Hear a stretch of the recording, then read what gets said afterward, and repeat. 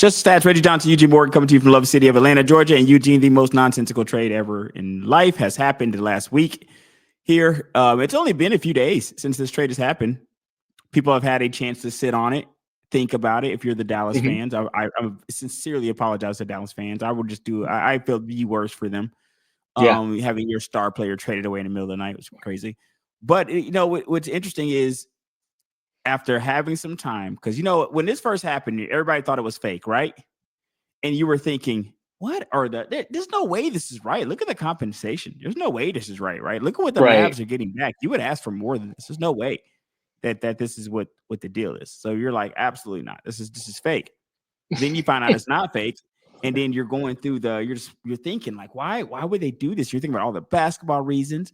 You're thinking about all of the off the court reasons. You're thinking he's a global superstar. What's the reason you would do it? And you're thinking, it doesn't really make sense. But after having a week a few days, it hasn't been even a full week yet. What a few days it's been. It's like it's been Super Bowl week. We don't even care. We don't even care the Super Bowl's happening. We don't even know. This is way more important to talk about what's going to be happening over here with Luka for the next 10 years.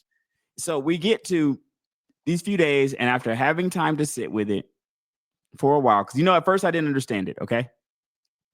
After having a few days to kind of sit with it, look at the Mavs' point of view, because Nico came out and gave his speech. Look at the Mavs' point of view. I think this trade is trash. Still, that's what I think. This trade is trash. This trade is trash. 3 days later, 30 days later, 3 hours later, 30 minutes later, this trade is trash. Now, let me tell you why it is trash. Not necessarily because it's just basketball trash. Let me just tell you, Anthony Davis is a beast. Let's not I'm not going to even remotely have AD catching a stray in this, because he's not. He is faultless, and he is a beast. So his last game with the Lakers was 40-20. I have nothing bad to say about Anthony Davis. We're just going to make sure that he can get rid of the street clothes moniker, because that is his name. People call him street clothes. And we don't call him that. That's what people call him. People call him street clothes. And he played 70 games. By the way, if you're Anthony Davis's agent, because I think that's clutch. If you're Anthony Davis' agent, one thing that you're going to say is, well, my guy played 70 games last year. I don't know if Luka's ever played 70 games in his entire life. So you can actually say that. But at the end of the day, we know what your reputation is. And 170 game season, I don't think is going to turn that reputation around. A lot to be said about this, but nothing that really makes sense. What are your thoughts here on this?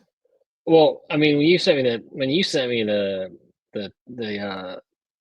text message, I thought someone hacked your phone. I mean, I said somebody sent him a fake tweet, and now he's sending it to me, and now we're all getting it. And then which is exactly what I said when somebody sent it to me. I was like, it's fake. Right. Sure. So I was like, there's no way. So I went on Twitter and looked up. I went on so many different sites and kept seeing the same thing. And then I think Bobby Marks had to reply back on a reply to the tweet, say, no, this is real. So I mean, you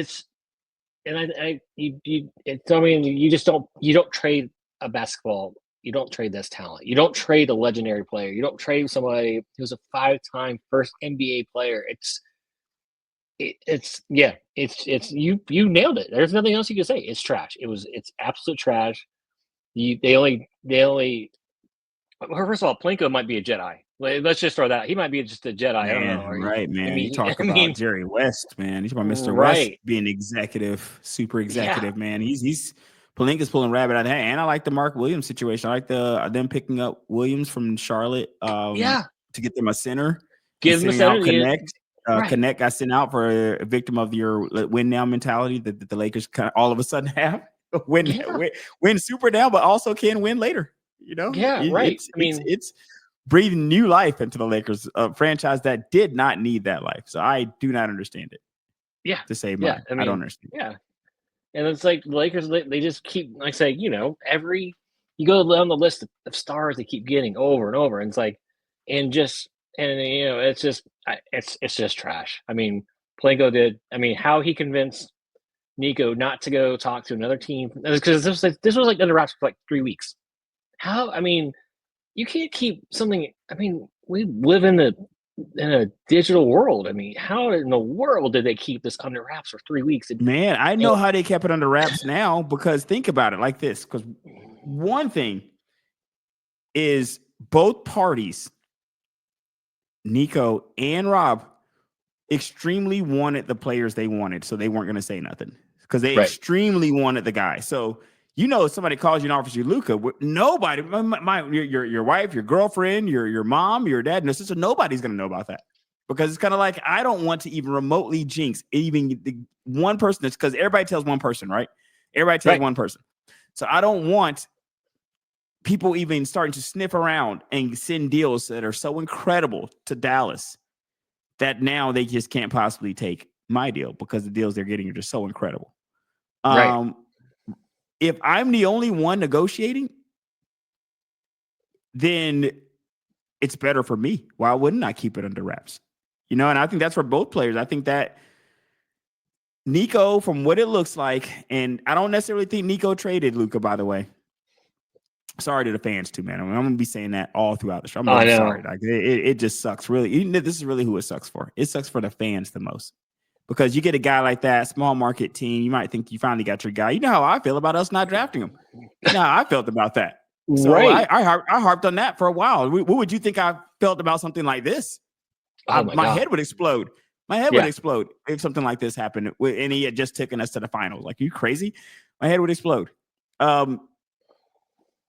But that being said, like us with Nico sitting up there saying that he really liked AD, I think that's what made him keep it under wraps. And I do think that ownership just didn't want to pay Luke at the end of the day. Another thing that we have to think about is GMs don't usually have the power to trade even the third best player on the team, right? So if you have, let's say that you're a GM and you have a big three, you usually can't even trade the third guy on that team without talking to somebody. The owner's not just going to come in the next day and your third best player has been jettisoned off the team. And he's just now finding out about it in a paper or something. So what do you think a situation like Luka would entail? It would take complete ownership buy-in for it to happen. And I almost think it takes ownership pushing, well, we would not mind not paying this $350. And what's crazy about that, as much as you might look at Luka's weight and say, the guy is just overweight. If his accomplishments up to this point don't deserve $350, nobody's will ever deserve $350. Right. Like they will never. He's a walking Hall of Famer at 25, and you don't want to pay the guy. Yeah.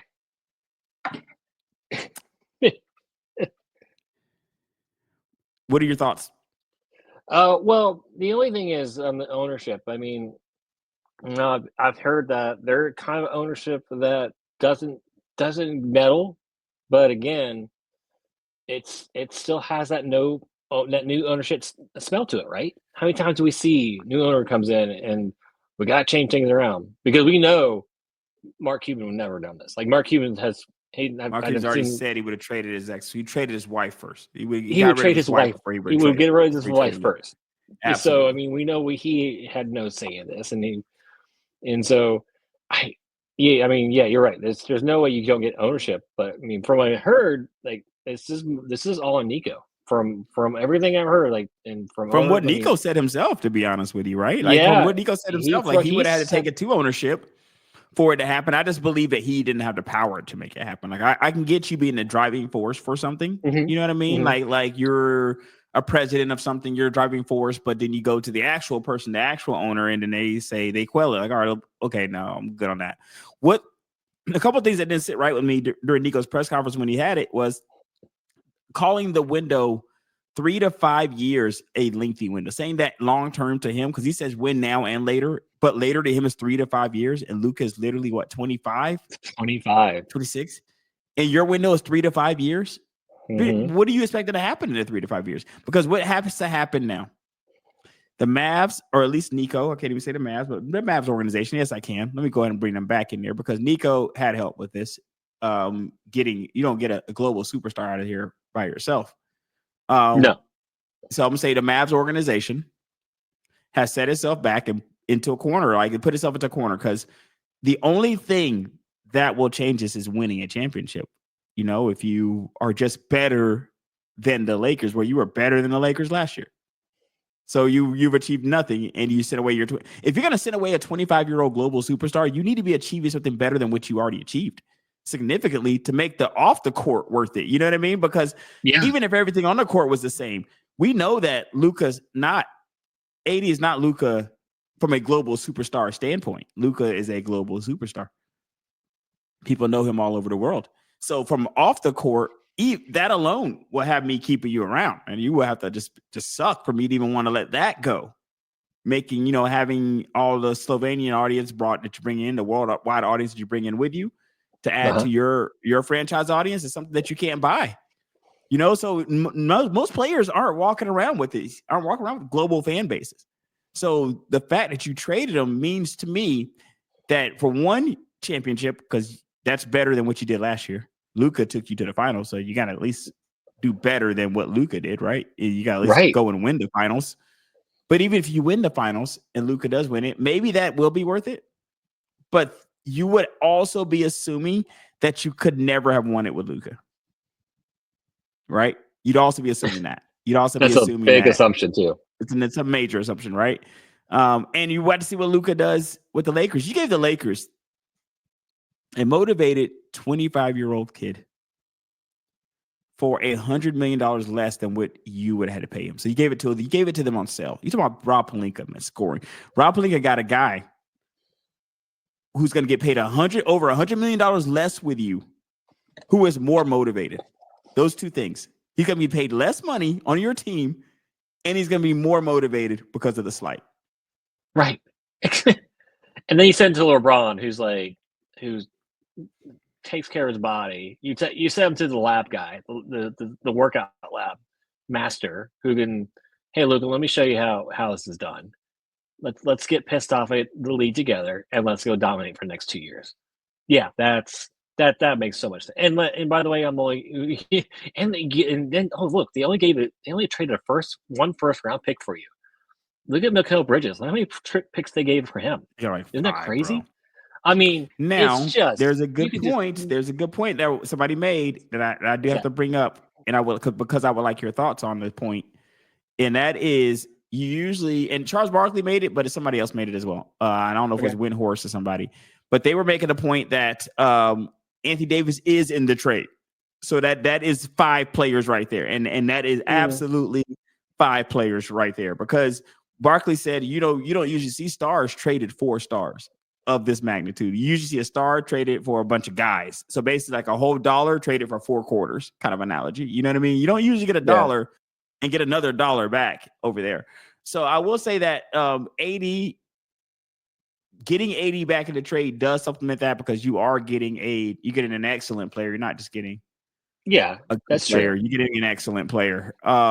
So that's going to be 4 or 5 picks right there. But I do still believe that even with that, you probably could have squeezed 3 to 4 more out of it. Squeeze a few more out of there. But from what I'm hearing, though, they really like Max Christie, man. He's not just a throw-in.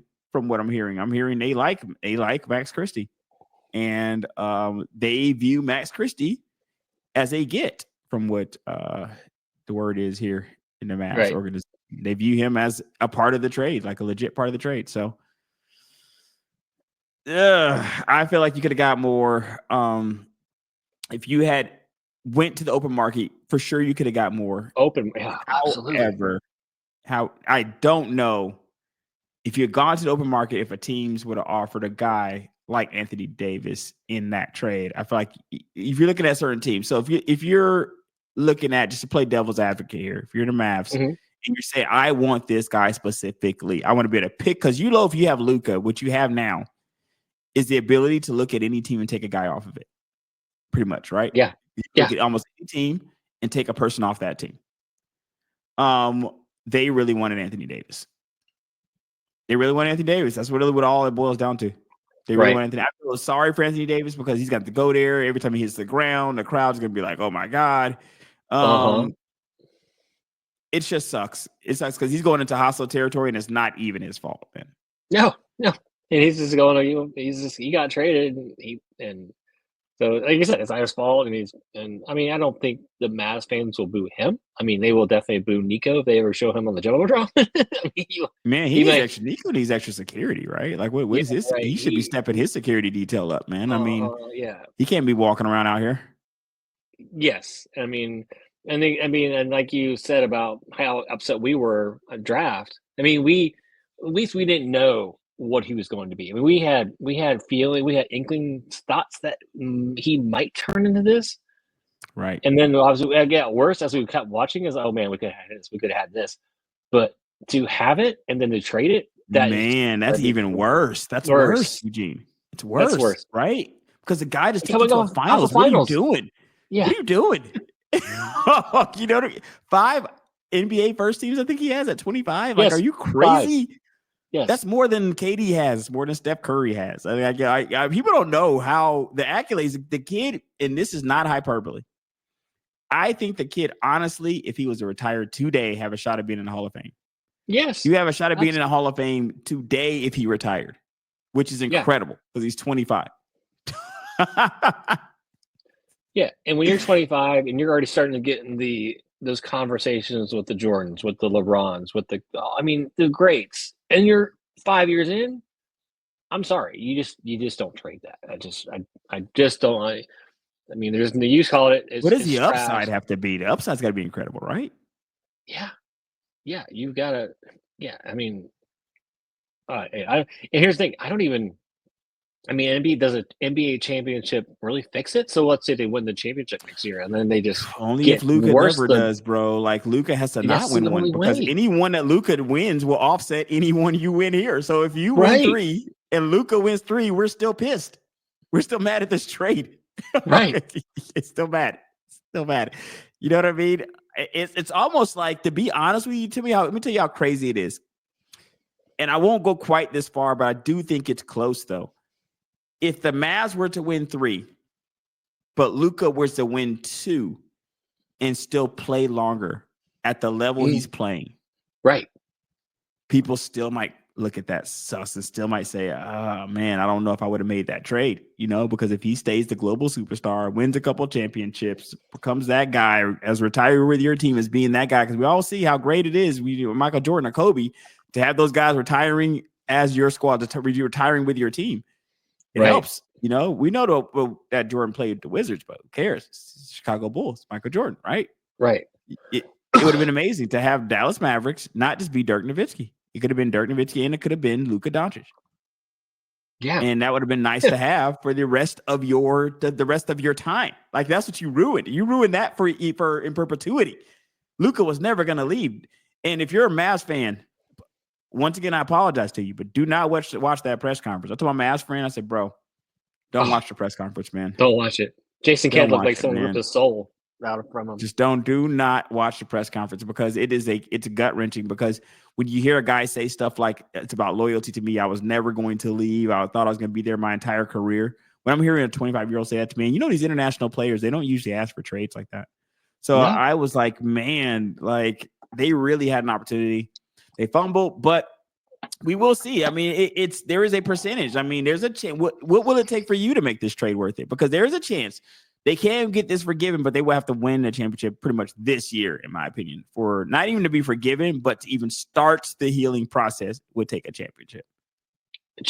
You cannot get bounced in the first round. Like I was joking with you on text. Like, it's gonna be so funny when they get bounced in the first round by whatever team. Because what if they don't even make the play in, man? What if they don't even make the play in? Oh, I think though. I mean, with AD, they've got a good. That's the thing. They've got a good defense. Now they've got a really. Now they're good even defense. better. They got a better defense now, right? Yeah, much better defense. Let's just say AD's no slouch on the scoring. They still have 40 Kyrie, and 20, ladies and gentlemen. That's very impressive. Right. So they've been score. I mean, Kyrie stepped up his game while Luke was been out. So they've got a really good team, and they built a solid defensive team around those two guys. But now you add another piece, they're still going to be good. The West is so loaded right now. It's like, why would you trade? You want to add to this team to help Luka, gets to that finals and win one, not subtract and add. I don't know. I mean, yes, you added a great. Don't get me wrong. AD's been playing great these last couple seasons, but I can't. He's 25. 80's 31. 80's It's like 31, and 80's like an it's old 31 too, because due to yes. injuries, he's not just like he's not a LeBron 31. No. LeBron 31, like he had about 5-6 years easy. Um, ugh, I mean, And big men don't age well. When's the last big man you were? Yeah. I think it's gonna be. I do think it's gonna be rough, man. Let's go to the 3-team trade here with De'Aaron Fox going to the Spurs, which I kind of like here, man. I'm a fan of De'Aaron Fox, and I think that he's used to playing with a big man. He's used to already playing with Sabonis, so he's used to playing with a big guy there. Right. The Kings get Zach LaVine. I don't even know this other guy, City Sissoko. Okay. I probably just totally butchered that. 2025 first round, 2027 first round. Look at the haul they got. They got 3 first rounds. 2031 first round, 3 second round picks. They got 6 picks. That's 8 players. Yeah, 8 players in that deal for De'Aaron Fox and Jordan McLaughlin. Which I hate to say this, Jordan. I mean, you're probably a throw in. I don't know that you were. I'm not educated enough because I don't watch these games. But this looks like it was mostly for De'Aaron Fox here. Zach Collins, Trey Jones, Kevin Huerter to the Bulls, and a 2025 first round pick, which is their pick that they got back from San Antonio. Yeah. That's a good board. Come on, Chicago. San Antonio just dealing people's picks back to them. There you go. Look at San Antonio getting it done, because you know what? San Antonio's getting it done because they were able to hold on to Castle, and I know that I love Castle. The Kings wanted Castle in this deal. Yep. And then I thought for De'Aaron Fox it was going to have to happen. You know what I mean? I didn't think, even though I do like Castle, I didn't think you would hold it up for. I didn't think you were going to hold the deal up for that. Yeah. So it's impressive to me to see that you were able to get it done without it. It's impressive to me. What are your thoughts on that whole De'Aaron Fox situation? Well, I mean, we all knew it was happening. We all knew it was going to happen because he went to them and said, "Hey guys, I'm not signing long term here for you." So I respect. I know we're going to get into the Jimmy I wonder why. Butler. Just maybe he wanted to go. He wants to win, and I think if you see that and you don't really see, even with this trade, they still seem kind of rudderless. But at least you got picks back, so I like that. So, but even with the team they're putting together, I'm like, I don't understand. I still don't understand what they're doing. It's like I don't see a ton of wins here, man. I'm not gonna lie. Right? Yeah, exactly. I mean, I do. Zach LaVine is playing great, but he's still. I mean, how long has he been back? Back like an hour? How many games this season? back? Yeah, he's been playing for most of the season this year, so he's been looking really good. Yeah, man, my bad. I didn't even my bad, Zach. Let me go. He's looked better. I mean, again, but he could turn back into what you're alluding to, injure Zach LaVine, right? So you're just back where you started. But and my poor guy, Kevin Huerter, he just can't. The guy can't land anywhere. I feel sorry for him. Yo, Huerter should be lucky, man. Huerter got a contract, man. He should be lucky you're being traded right now. You know, because that means you got a contract. If you're being traded like that in these deals, that means they're moving money around and stuff. That means you have some of your money's in there. That means you have to get paid the money to get moved. You know, so right. You know, you got to check, but yeah, he's definitely been floating, right? Yeah, but but you get De'Aaron Fox, great ball handler, and I love it. Finally, and then you've got, I mean, you get to play with Chris Paul, like one of the best point guards. One so much more. I mean, Fox is already good point guard, but now you get to learn from the master himself. I think that's going to be great. I love it. And like you said, with Kim Castle, and then they still have all their money going into next season. Got a huge. They still got a cap space, and by the way, they have our pick. They still have our pick, so we can't afford to tank because they still have our pick. So yeah, it's the sky limit. I mean, it's such a smart move. You still got you got Wimby. You're still molding that awesome alien, right? So yeah, man. I love it. I'm giving Pop new life, right? Every year, Pop's get better and better news these last couple of years. He's like, hey, well, I might just stick around here a little bit longer. Absolutely. And then even if let's just say Sacramento, they got some assets back in this trade. they could still go in the offseason and just dump them, and get more picks. So they could still do if they want to at the end of the year. It's like, you know what? We'll see how we do if we make the playoffs. We do the play-in game. If we don't, then we can, trade these guys that we picked up for more picks. Let's go to Jimmy B here and to the Warriors. God. Jimmy B. Now, the Warriors, they got Jimmy Butler. This is like a 5-team trade. So the Warriors got Jimmy Butler. Detroit got Lindy Waters, Josh Richardson. Mm-hmm. Miami got Andrew Wiggins, PJ Tucker, Golden State 2025 first-round pick, 1 through 10 protected. Utah got Dennis Schroeder, who's on a million teams. I don't even know sure if he even unpacked. He's not there anymore. He's not there anymore, by the way. I don't know where he's at. So basically, he did that one of those like I'm not even traveling deals. Like I'm traded on paper, but I'm not leaving my house. Basically, is what you're saying. Okay, so he's still at home somewhere, being traded to somebody at some point. We don't even know where Dennis Schroeder is. Kyle Anderson to Toronto. A lot of moving parts, right?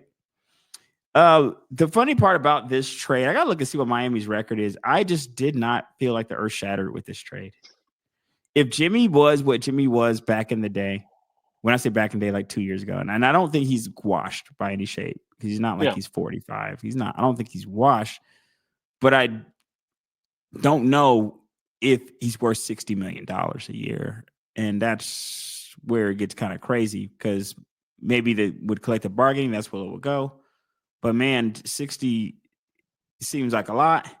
When I look at Miami and I look at Golden State, neither team to me seems like they're a contender versus the best teams in those conferences. And with these moves that they have made, they still don't seem like they're a contender against the best teams in these conferences. Maybe Golden State inch a little closer in some people's opinion. But I don't know. The top of the West, the West is just getting so good, man. And I like those younger teams, These teams where your top players are all 35 and above is kind of like, man, you really need a lot to go right, man. Right. Yeah, you need a lot to go right. You need guys all to be healthy. You need to make sure you got guys around them, right? You need a lot when your teams are like that, constructed like this. Mm-hmm. And I don't know if this is the answer anymore. Just loading up with just having what is it? So it's Jimmy Butler, Draymond, and Steph, right? Yeah. Yes, you like the kid, Kuminga. You like Kuminga? I do like Kuminga. I don't know, man. I do too, but I don't love it. Not enough to move the needle. Love this. Exactly. And I guess maybe there you hit it on the head. Not enough to move the needle, right? Like it seems like you get Jimmy, maybe you're better, but better than who? I mean, the teams that you were probably better than, you're probably still better than, right? And the teams that you weren't better than, I don't know if Jimmy puts you ahead of them. You know what I mean? What are your thoughts on that? Yeah, no, I was going to look at the standings really quick, but just see where they're at and what team do you think they're better. So right now they're tied in 10th. So right now I think they're better in Phoenix. I think they're better in Sacramento. They're not better in Dallas. They're not better in Minnesota. I don't think they're better than the Clippers, the Lakers, Denver, Houston. Man, Memphis. I gotta see what Levine does with the Kings, man. I'm not even sure you're better than them. I gotta see if maybe Levine performs. Right, because they picked up Vucevic from not Vucevic. They picked up what's his name from the Wizards, their center. I can't remember his name. Valanciunas. Valanciunas, thank you. And so for the city. So they got the Sissoko guy's name that I could not pronounce before that got sent to them in that De'Aaron Fox trade. They sent that person to Washington for Jonas Valanciunas. Yeah. So they got another center. I mean, it's cool, but I think they could make some noise though. I mean, it's possible. Yeah, right. Again, but you put it right there. So you probably picked them better than Phoenix. That's it. I mean, that's where the teams above them. I don't, like you said, Sacramento, we could go either way, right? That's a toss-up. That's still a toss-up, but they're not better than Dallas or any of these other teams. So why did you make this trade? If you make this trade to get better and to have a chance, I don't know. I'm with you, man. When I looked at it, I mean, kudos for Miami. They just wanted to get out of the Jimmy Butler business. And I mean, they got a nice. I mean, they weren't going to get a haul back for him. The Heat are the 6th seed too. So the Heat are the 6th seed. Yes, and The Warriors are the 11th seed. Yes. Yes. You went to a worse situation. And so you didn't level up. You went to a worse situation than what you're leaving. And when you're looking at the top of the West, you know what I see? I see youth. That's what I see. Yeah. I see Thunder 1, Grizzlies 2, Rockets 3. That should scare these teams. Like if you have the old guard out there and these guys are out here, like that should scare you because this is a lot of youth and youth is winning. And your team is 35 and over. And look at the other team down there with a 35-year-old superstar. He's with the Suns. And he's right next to you down there. Right here next to you. And then and a bad contract as well, right, sitting right there. So yeah, hey, yes, you might be better than Phoenix. Kudos. You're going to play a game. Good luck. Good luck playing OKC in the first round if you're number 8 seed. I just feel like you got to go 7-8 teams deep before you even think about them. Like, even think they could be better. Like, I don't think they're better than the Thunder, the Grizzlies, the Rockets, the Nuggets, the Lakers, the Clippers, Timberwolves, the Mavericks. The Kings is where we get to maybe, like, but that's still 8 solid teams in front of you.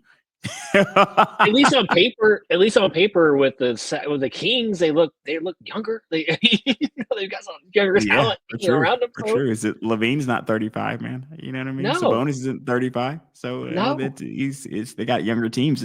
What depresses you is when your age is high and your payroll is high and your wins are low. Yeah. That's what depresses you.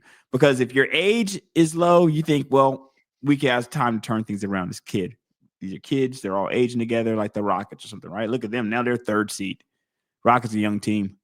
They're 3rd in the West, and that's what you want to see. You want to see stuff like that happening with young teams. When you're an old team, you're like, the window's now. We don't have 5-6 years, and you're also like, we're at the first, second apron, whatever you want to call it. We're in our luxury tax. We're paying an astronomical amount of money for totally lackluster results with these old guys. Yeah. I don't know if that's the formula anymore, man.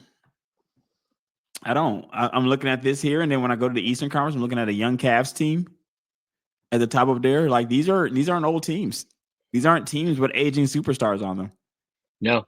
And they're succeeding. So it's like maybe there's a new change. Maybe it's a situation now where it's not about getting that one superstar where you're going to pay an astronaut. Think about it. Not only did they get Jimmy, they were to pay Jimmy $60 million. Yeah. You need to win if you're paying somebody $60 million. You need to be winning games because why would you pay it otherwise? Why would you? For a guy who doesn't play games, right? He doesn't play because he doesn't put emphasis on the regular season. He's all about the playoffs, but I just don't see it. Like I said, Miami's and Golden State is obviously a destination spot, but I don't think so anymore. Nobody's going to want to go play there. I mean, Steph is 37. Steph is 37, man. Jimmy's what, 30? I think 35, and I want to say Draymond's 35. Yeah. These are all your best players. They're all your best players. All your best players. They're all pushing 40. I mean, you need to win yesterday. Win now is not even a thing. You need to win yesterday, and it doesn't like you're winning now. I'll tell you that. I mean, not unless some of these other people really show up. But the problem is people really showing up on your team is people are really showing up on these other teams also. And that is a problem because they're showing up. That Thunder team we've liked for years, man. And I think things are starting to bloom over there. We've liked them for a while. Yeah. And things are really starting to work out for them. Let's talk a little bit of, I guess we'll talk a little bit of DeAndre Hunter. I was going to skip this altogether, man. Yeah. Because why? I mean, we could talk about DeAndre Hunter, but it feels like after talking about all the great trades we talked about, why even lump this in here? Why? You know what? We're not even going to do it, man. We're not even going to do it. I mean, the Atlanta Hawks are trading DeAndre Hunter to Cleveland Cavs for Karis LeVert. Was that George's name? 3 second-round picks, 2 swaps. I don't know if anybody cares about this, man. I mean, we just talked about Luka trade. Jimmy B. This is more for us hometown people. DeAndre Hunter. This is for Atlanta folks who actually care about this trade. Yep. I don't think we're great, guys. For all your Atlanta fans out here, I just had a conversation with a friend of mine who's really like, "Oh, well, can we make?" And here's the thing: we can say that, right? We can say that maybe we're right around the corner. But the same thing that I was saying about those other teams in the West is the same thing I'm gonna say about us in the East. Like the teams at the top are very good. Like the Cavs are an extremely good basketball team. That's not even just in the East; they're just a good team. Right. Boston is a good team, right? And you know what's crazy about these teams that are in the East that are at the top, like here, at the top right now? Pacers, number 4. It's nice to see them up there. But when you look at teams like the Bucks, Celtics, Cavs, since Mitchell's been there, usual suspects, man. Knicks, since Brunson's been there.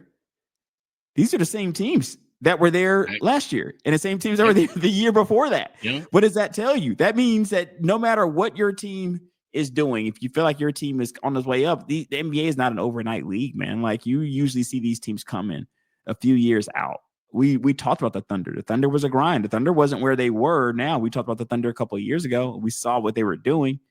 That process kind of starting. But that is a problem for some of these aging teams when you have some of these younger teams because they're still coming, they're getting better.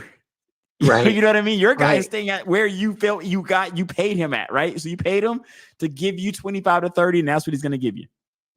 But now you got a young guy, and he's out here giving people 20 to 30. You know what I mean? And now what? Now you might have another young guy on his team, and now he's coming. And now the chemistry, now you Victor Wembanyama comes to the league, and now he's coming. So you have all these teams that are getting better than you from where you're starting. It's not sometimes just about what you have on your team or just changing a guy out. You know, hey, what do we need this year? Well, maybe we could use a center. He's a shooting guard. But what we can really use is Victor Wembanyama. What we can really use is Giannis. What we can really use is these major players that are on these top teams. And the reason why these teams are top teams is because they have these major players on them, right? Right. You need a Jason Tatum. You know, you need these players. A Shai Gilgeous, right? If you don't have those players now, look at those teams that we named, Eugene. The Cavs, the Celtics, the Knicks. Mitchell, Tatum, Brunson. Right? Mitchell, Tatum, Brunson, all tearing it up. Right. And I like what Trey's is turning it around, turning a corner this year, man. He's looking really good this year. Yes. Worth any of the hate that Trey typically gets. I don't think Trey's earned any hate, but I think that the Falcons are not the Falcons. I'm sorry. Freudian slip, though. We could also talk about the Falcons. The Hawks are just a little bit we're a ways away because I don't see us even starting that process of chipping at it like we had talked about with the Thunder 2021 when we had JC and we were going to the Eastern Conference Championship. I thought maybe that was it. Like, okay, now we're going to start knocking on the Eastern Conference Championship door. We're going to knock here a couple of times. Maybe we get to walk through it down the line. But that team maybe is an imposter because they didn't do it every year like the Boston was doing it. Boston was doing it, but they were back again. They were back again. That was definitely because you and I had texted each other during when they went to Philly. Like, look, we just want them to win one game because Philly was the better team. Like you and I knew that was just a weird year. I mean, as far as this trade, it's not pretty, it's not sexy, but it's at least what helps us in the future. It's like drafting an offensive line guy in the draft. It's not pretty, but these guys that we traded for are good bench players, good rotational guys. Because that was the thing, man. Our rotation was horrible. Once you got past Hunter, it was slim picking. So in that we addressed our bench need and we addressed our 3-point shooting as well. So we'll see. But again, it's another year of just I guess we're not. Especially when Jalen went down, Johnson went down. It's like another year. We got a mid team. Eugene, our team is meh, and our team has been meh for years. You know what I mean? And it's still meh like that. Like there's nothing that has made it. Like we got rid of. Bogey's not on the team. Zeller's not on the team. Hunter's not on the team. It was meh with him. It's meh without him. That's what it is. It's just meh. It's just but especially when in the NBA, when you're below the mountain and you're looking up at the mountaintop of those teams are up at the top. They're just a lot of times the distance between them and you is extreme. Like it's an extreme distance between how good they are. Like you can go a couple games and beat them. Like don't get me crazy. everybody makes money. You can play a game during regular season. We've all seen it happen, right? We've done it to Boston ourselves this year. We'll beat you a couple games. But the thing is, these better teams, they get it done when they need to get it done consistently. Right. And I'm hoping that we can knock on that door. Maybe we get somebody to go with. I mean, the kid Rocher, I guess he's doing good. I'm not sure. Is he good or bad? Is he even playing? He's been fantastic. He's been okay. Good. Number one pick. We don't look like we at least we didn't whiff on it, right? We didn't whiff on it. No, I mean obviously the scoring's going to come, but his defense. That is like his defense has been phenomenal. That I think that is like you couldn't ask for more. The kid is out. He hustles. He's worthy of the number one pick. I will backtrack. I've been impressed with the games I watched with him. I've been happy. He's just. I mean, I think he's got that defense first mentality for scoring, and so it's gonna take time to develop. He's got a nice shot. It's going to take to develop it to a better shot, but I mean, the guy busts his butt on defense, and that's all you want, man. He hustles every night, and and that's the kind of cool thing about it. Is like he may have a bad shooting night, but he doesn't let it affect him on defensive side of the ball. So I like it. I love him a lot. I think we got a good pick out of it. Okay, so Sky's looking up. Because I think Trey's doing a little bit better this year. So we got some building blocks. I think what we need to see now at this point, once you start to get some building blocks in your team, is that winning process start.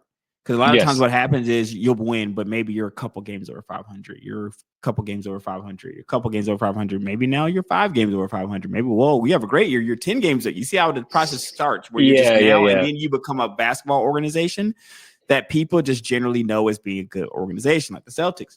Before they even won the finals, they were just known as being a good organization because they were knocking on the door every year. They were the top of the rankings every year. These are the things you kind of have to see happen. You know what I mean? For your team. Absolutely. It's hard to go from the basement to the penthouse. It's very difficult to do in the NBA. Absolutely right. Let's talk about the Super Bowl here, which we wait to the very end of the show to talk about the Super Bowl. We didn't even do a Super Bowl. And know what's funny too? I almost dreaded talking about it. I'm like, man, I just really want to just rant about this Luka trade a little bit more here. But I don't know if we gave it 15 minutes. I think I can give that another 15 minutes just ranting on that, man. But there is a game being played, and it's called the Super Bowl. And it is a rematch. I really want to root for my Eagles here, man. I want to root for them so bad. I think I still am going to root for them because I got to root for my Bama boys, Devontae, Jalen. Got to root for my Bama guys. But when it comes to putting that money down on the table, I've told you one thing before, and I will continue to say it. I never lay any money down against 1-5, man. No. I never bet against Patrick Mahomes ever. And this will not be the Sunday where it happens. I will not be betting against Patrick Mahomes. If I had to bet, I would pick Chiefs. If I had to bet. So simply because I can't bet against them. But that's a head pick. This is a head heart pick, right? I'm gonna be rooting for the Eagles to pull this off, but I expect the Chiefs to be hoisting that trophy at the end of this match. What are you predicting here? I mean, I was looking at the odds really quick. So it's still KC. I think it was like 1.5. Now it's down to -1. So money coming in on the Eagles, then, huh? Huh? More money coming in on the Eagles. I don't know. Well, you said it's down to it was 1.5 before, and now it's down to 1. Now it's -1 for Chiefs. So I don't. I mean, like you said, I just don't. I don't bet against them. I mean, I just feel like we kind of watched Super Bowl last, when they played the Bills. I thought that that was the game. Gracious. No respect for Philly, man. I mean, I don't. I don't know. I mean, it's hard to go against. Like you said, I've been burned going against teams until they beat them. And so I like Philly. I do like them a lot, but I don't know. It's a good team. Philly's a great team. I would definitely love to see Saquon, and I would, like you, I would definitely like to see Jalen win. But I don't know. It's just something about this KC team all year long, and we keep saying it was so funny. Oh, this is the year to get them. Okay. So they went 15-1. Oh, or 15, whatever they went, 15-2 or whatever. And this is the year to get them. Oh, nobody get them. Last year was the year to get them. It's like, and they were. I think they were they were 22nd this year in red zone efficiency. Last year they were 17th or 18th. So, so it's What like I Kansas don't. City does just a little bit more than you. That Right. is what And they they've don't make been all mistakes. year. They don't make A little mistakes. bit more than you, brother. That's what they're gonna do. And that's gonna make them win that game. And they don't care if it's by 1 point, 2 points, 3 points. They just do not care. Right. Do And this slightly thing, more, one more first down. Yeah. People talk about the refs. Well, you gotta put your you're gonna have to put your money where your mouth is when you're actually playing them, right? This is not necessarily we could talk about the refs, but teams have trouble beating them. And teams have trouble beating them not because of the refs, because of Patrick Mahomes ever since he's played there. Teams have trouble beating him. And then to another degree of that, teams have trouble beating Andy Reid for 20 years. Let's not talk about that too. Andy Reid, when he was with Philly, teams had trouble beating Andy Reid back then. Yeah. So he's always been a winning head coach. And he is now with a unicorn in Patrick Mahomes. It just seems like a foregone conclusion. But that's why the games are played, right? Any last thoughts there on the Super Bowl? I think Chiefs are going to win. I'm sorry. I don't. I mean, I think Philly has a chance. I'm not, like you said, I'm not betting against Mahomes until someone beats him, and he doesn't make mistakes. So if they can put him in mistakes when he never makes mistakes, and I don't know. Andy Reid, I'm just not betting against Andy Reid either, or Spags. That defense, that's just the two-headed monster. Spags, Reid, Mahomes. Come on, it's the holy trinity over there, right, man? Like not. No way. Yeah. No way. Even though it can be had. It could. Sunday. They could be had. But when they played last Super Bowl, you got to play perfect to have them, though. No fumbles. Jay, you can argue that last Super Bowl, it was really over when Hurts fumbled when he fumbled that first time and they scored off that fumble, the game was over. Because that was, I think, ended up being the difference in the game as well. I wouldn't say that. Because they had them in that first half. Like, that was the one mistake, yes. If you look at it down, but they outplayed them that first half. They outplayed them, I think, the whole game. But I feel like the problem is the Chiefs are like the Patriots to me.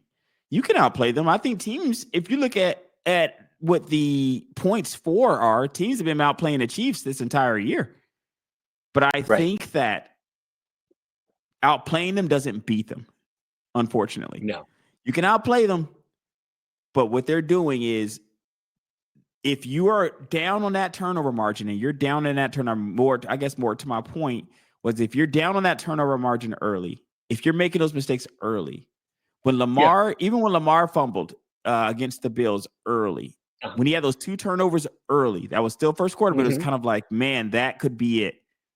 That could be it. Because a lot of times these teams are so good that the margin is so thin on victory that it's going to come down to that. It'll come down to that play. You'll be able to trace back that one play that was made very earlier in the game, end up being the game. You know what I mean? Right.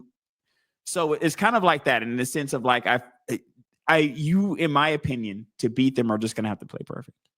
You got to play perfect, man. You're gonna have to play perfect. Look, Mahomes is not gonna. You're gonna have it where Mahomes is not in the game late with the ball. You see what I'm saying? These are all situations that you're going to kind of have to not be able to put yourself in. You're not going to be able to lose. You're going to be beating the crap out of them going down. You see what I'm saying? All the things have to go right for you. Now they can. Everything. But I think in a very close game, if it's in the Chiefs' hands in a very, very close game, your chances are going to dramatically increase if up to this point, maybe when it comes very down to the end, you have played almost mistake-less free football. Like, you have not had turnovers. You have not had them convert on turnovers. You've made them kind of go down in there and score their points, not earn points off of your mess ups.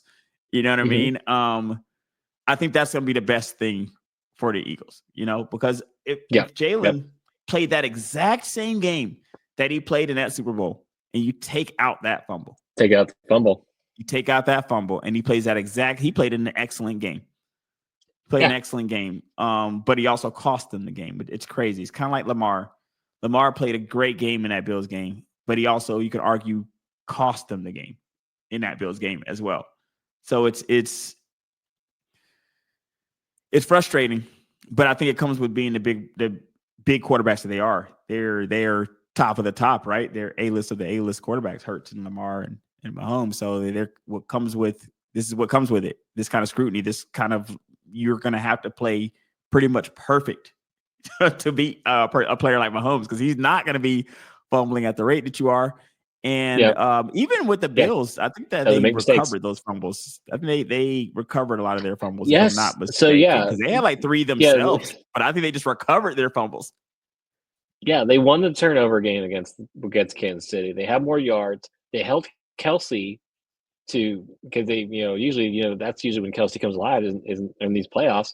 They did everything right except win. It was like and Kansas City has looked like that at the box score. If you look at Kansas City's box scores throughout the year, you would think they lost that game, but they're winning these games. And it's, right. If I screenshotted you everything that screenshot you their box score, you're like, oh, they lost by 30. Nope, they won by 2 points. Every single box score. Nope, they won by 1. Nope, they did. Yeah, nope, they won. Doing just more than you, just a little bit more than what you're doing. Is what we're going to do. We're going to make one less mistake. We're going to go 1 more yard. We're going to try to convert 1 more 4th down. Patrick's going to scramble for 10 yards, convert 1 more 1st down than you did. It's going to be something like that, man. But I'm looking forward to a great game. Number 1 defense in that Philadelphia Eagles, man. A lot of Georgia boys. A lot of Georgia boys in that defense. Yep. But yeah, I don't know. I'm not paying against them. I mean, it could be done, but every time you watch this team, it's like they just do all the little things right. They just take what you give them. Oh, you're going to give me 1 yard? Great. You're going to give me 10 yards? I'll take that too. And then you have Juju coming out of nowhere in the last game. Like, I didn't even realize he was still on the team. Man, it's like he set out from the Super Bowl. He showed up in the Super Bowl. Yeah, they kept him around. He read a newspaper and he shows up again in the postseason. He's like, I'm ready, guys. I'm ready. I'm has ready. a great Super Bowl like last time. Gets a nice contract. Yeah, absolutely, he gets cut. Man. And then he comes he has amazing catches in a conference championship game. It's like, of course, right. It could be Juju's game in a Super Bowl. You never know. They might be double teaming Worthy. Right. Juju go again, and therein lies another problem. You can't really take anybody away because they don't really have anybody. If that makes sense, right? If that makes sense, that'll make sense to football people who watch the sport because, of course, Kelsey is somebody, and of course, Worthy is somebody. But when you look around the league, they're not the JJs, the AJ Browns of the world. They're not looked at as like studs. You know what I mean? Like the Laportas of the world. Like Kelsey isn't that anymore. And because we don't have that Tyreek Hill to take away, you can't take away Tyreek Hill because we don't have him anymore. So now that makes him even more dangerous, in my opinion, because now I could throw it anybody. Throw it to Gray, man. I could throw it to Worthy. I could throw it to Juju. Yeah, it'll be interesting. That's all I can say, right? Hopefully, I just want a game. I just want a good game. I don't want to blow out, which I don't think either one of these teams will blow each other out. But I think the over under on it was like 45 or so. What are you thinking? Yeah, I think that's what I just if the over under is that, it's 48.5. What do you think? What you said, 48.5? Yeah, 48.5. Okay, so I took the over on the show yesterday. I took the over on that. But maybe I'm just wishful thinking. I'm just trying to wish that into because there's 2 great defenses there, right? 2 great defenses. Yeah. Are you taking the over on that 48? I take the over. I would take the over that. Yeah, I don't think I don't think this is going to be like a Rams Patriots Super Bowl, but nightmare status. And I did think about that, by the way. I was like, that would be terrible for us to get that revisited, man.